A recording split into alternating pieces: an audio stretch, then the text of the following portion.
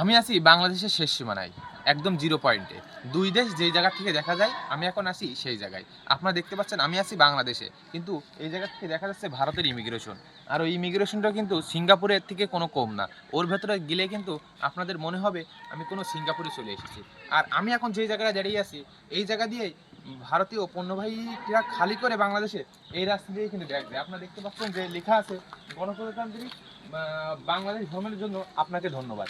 এটাই কিন্তু বাংলাদেশের মূলনীতি, যে স্বাগতম জানাচ্ছে যারা বাংলাদেশে এসছে। তারপরে একদম কিন্তু আমি এখন আছি বাংলাদেশের শেষ সীমানা। আপনারা দেখতে পাচ্ছেন যে ওই সাইডে ভারতের ইমিগ্রেশন, আর এই সাইডে কিন্তু বাংলাদেশ। আর এই সাইডে সেই পুরনো কাস্টম, এই সাইডেই কিন্তু সেই পুরাতন কাস্টম রয়েছে। এখানে কিন্তু আগে পাসপোর্ট যাত্রীরা ভারতে প্রবেশ করতো সেই কাস্টম দিয়ে। তারপর এখন নতুন ইমিগ্রেশন করেছে ওইটা।